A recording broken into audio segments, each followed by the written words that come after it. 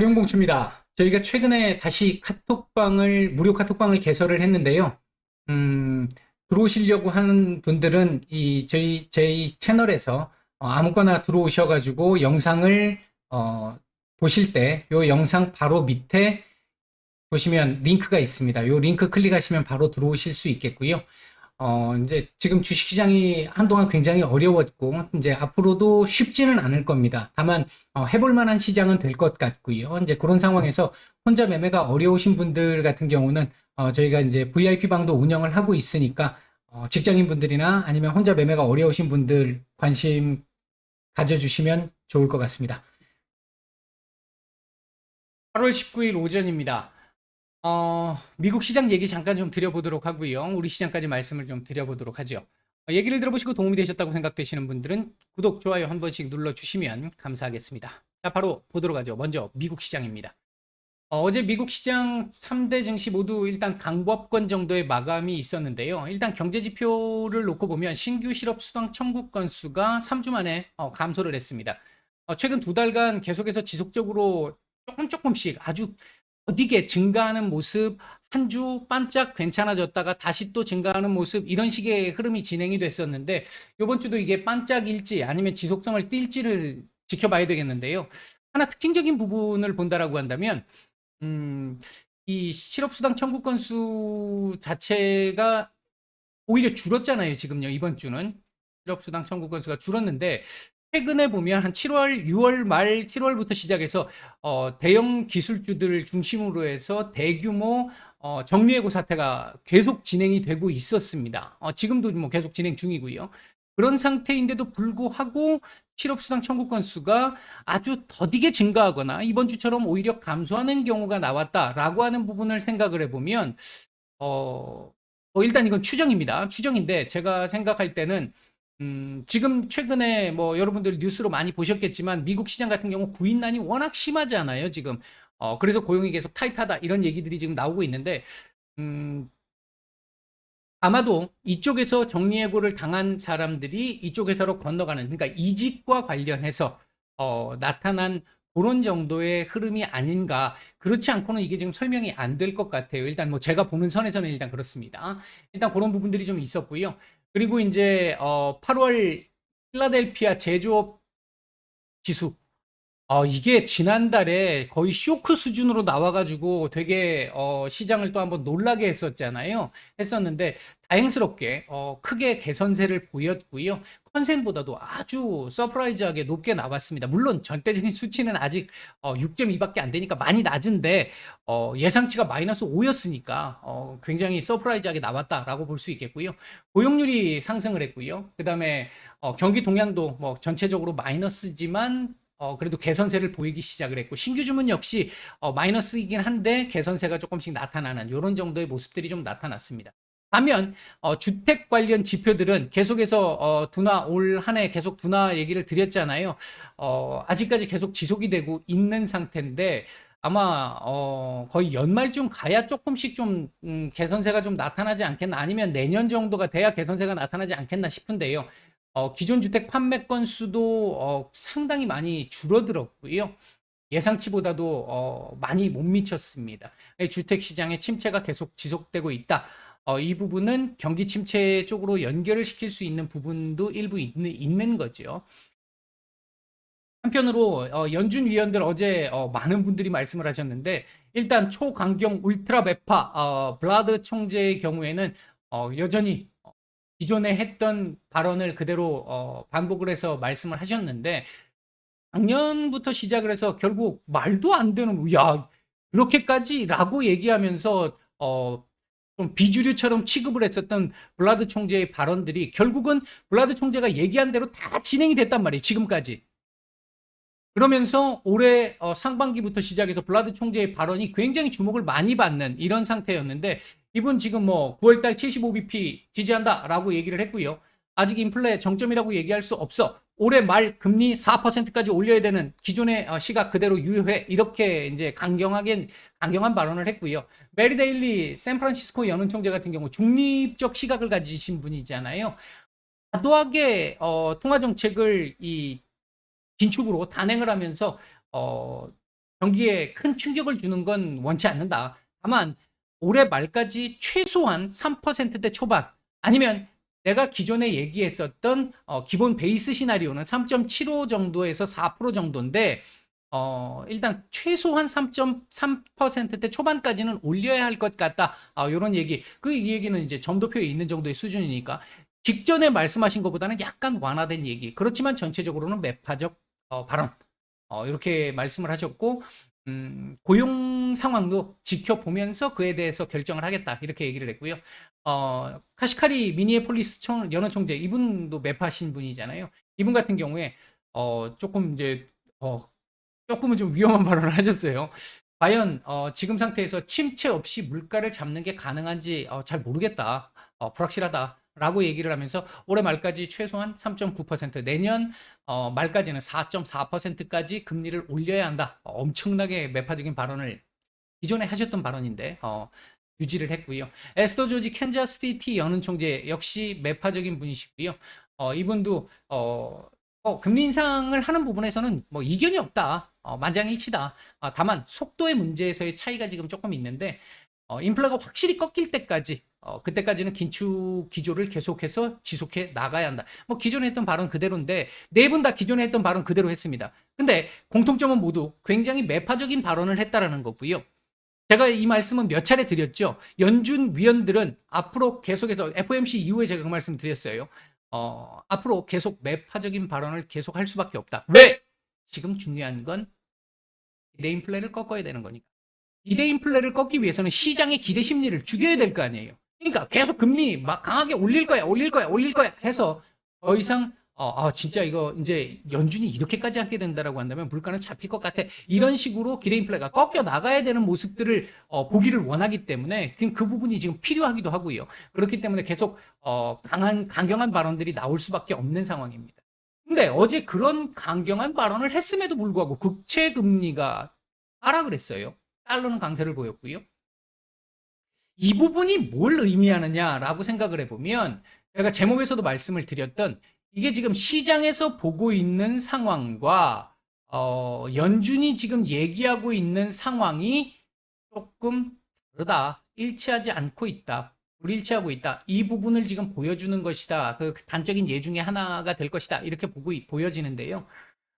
시장도 지금 현재 최근 연준 위원들의 워낙 강경한 발언들이 많이 나오다 보니까 조금씩 올라가고는 있어요, 지금. 그 금리 수준이 조금씩, 예상금리 수준이 조금씩 올라가고는 있는데, 아직까지 갭 차이가 큽니다. 큰 상태인데, 그 이유 중에 하나가, 일전에 제가 한번 말씀을 드렸던 이게 이제 연준 입장에서는 이제 실수가 될 수 있는 부분이었는데, 데이터를 보고 데이터 의존적으로, 후행적으로 반응을 하겠다라고 얘기를 했고 지금 최근 모습들은 계속해서 그 모습을 행동으로 보여주고 있잖아요. 데이터 후행적으로 판단을 하겠다라고 했었을 때 그 데이터는 누구에게나 똑같이 공개가 되는 데이터잖아요. 그러면 시장에 있는 참여자들도 똑같이 보고 판단을 할 수가 있다는 겁니다. 연준 이렇게 하겠네, 저렇게 하겠네. 시장의 예상 범위치 안에서 연준도 움직일 수밖에 없는 상황이 되다 보니까 연준 위원들의 소위 얘기하는 말빨이 안 먹히는 거죠, 지금. 덜 먹히는 거죠, 과거에 비해서. 원리가 지금 좀 많이 떨어져 있는 상태. 이렇게 보시면 될 것 같습니다. 그런 상태다 보니까 시장이 야, 데이터 보면 그렇게까지 안 되겠는데? 니네가 더군다나 요번에 의사록에서도 얘기를 했었지만 파월 의장 발언도 있었고 의사록에서도 얘기를 했었지만 경기도 본다며. 경기 지금 이렇게 돼 있는데 인플레 꺾이고 있잖아. 굳이 그렇게까지 갈 필요가 이렇게 이제 시장이 먼저 생각을 해버리는 이런 상황들이 지금 나오고 있기 때문에 조금 불확실성이 굉장히 커지고 있는 것이다.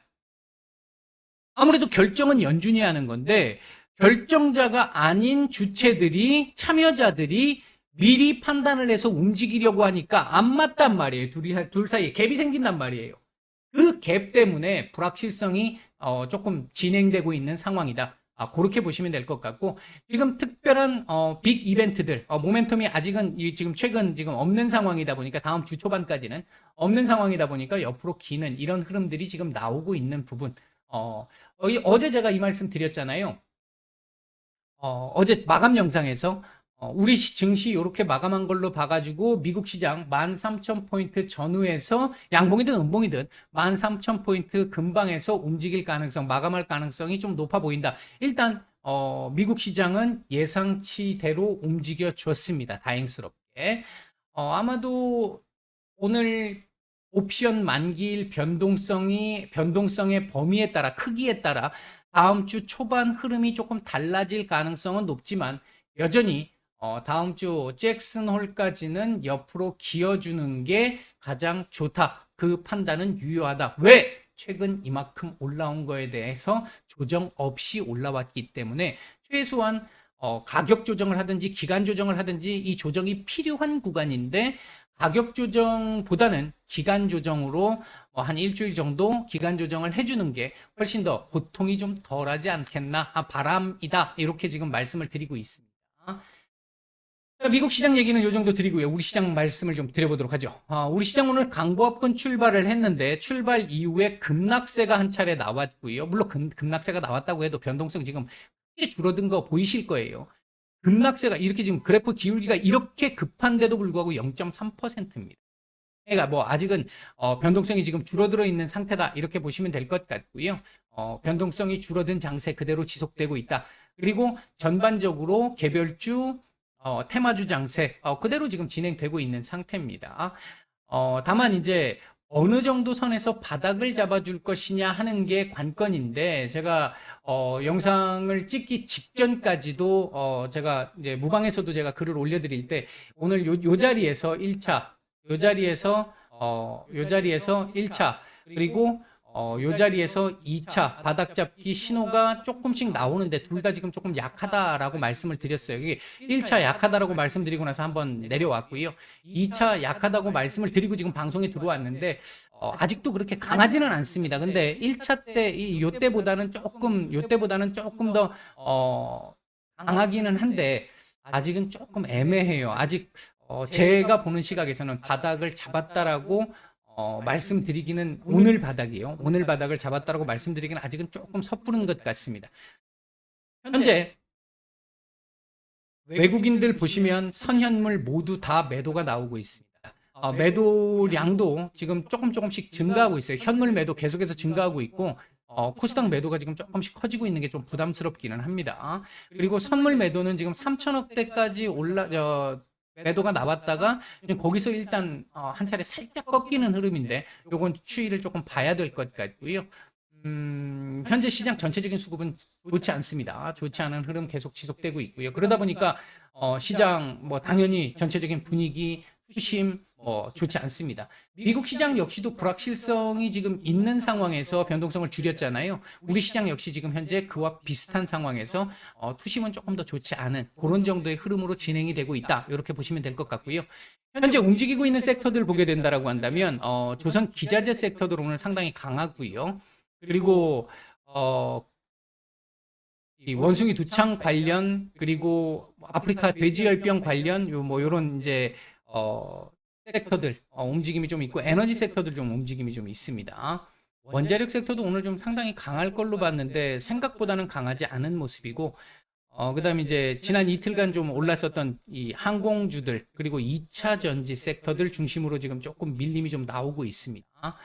현재 외국인들 매수 중인 종목들 보게 되면 유가증권 시장에서는 SK 하이닉스 정도 눈에 띄고요. 매도 상위 쪽에서는 카카오뱅크 정도가 눈에 띕니다. 코스닥 시장 쪽에서는 삼강 M&T, 박셀바이오, 셀트리온 헬스케어, 대주전자재료 이런 정도 이 매수가 좀 괜찮게 보이고요. 매도 상위 쪽에서는 에코프로, 시젠, 대명에너지, 오스템 임플란트, TSE 정도가 매도가 조금 나오고 있는 정도의 모습입니다. 일단 시장 차트 상으로 놓고 보면 지금 현재 2,500포인트 살짝 이탈된 상태잖아요. 어제도 장중 이탈이 있었고요. 근데 어제보다 지금 저가가 아직까지 바닥을 잡았다고 말씀드리지 않았기 때문에 뭐 제가 보는 시각에서 아직 바닥을 잡았다고 보기 어렵기 때문에 변수가 좀 남아있긴 합니다만 만약에 지금 자리 정도가 저점을 찍는 상황이 된다면 양봉이든 음봉이든 상관없고요. 오늘 일단 2,500포인트 위로 올려주면서 마감이 될 가능성 높고요. 변동성 어제보다 더 줄여질 가능성 높아집니다. 일단 당분간은 이렇게 이 변동성을 줄이면서 특별한 방향성 잡지 못하고요. 그런 상황에서 투심은 뭐 여전히 지금 그 시장에 대한 어떤 불확실성, 매크로적인 불안, 뭐 이런 부분들이 계속 있기 때문에 특별한 방향성을 나타내기는 어려울 것 같고, 전반적으로 개별주 장세, 테마주 장세, 이런 장세들이 펼쳐지면서 시장 난이도는 계속해서 조금 높은 상태, 그 상태가 계속 유지될 가능성이 좀 높아 보인다. 이렇게 말씀드리고 일단 정리를 하겠습니다. 마치겠습니다.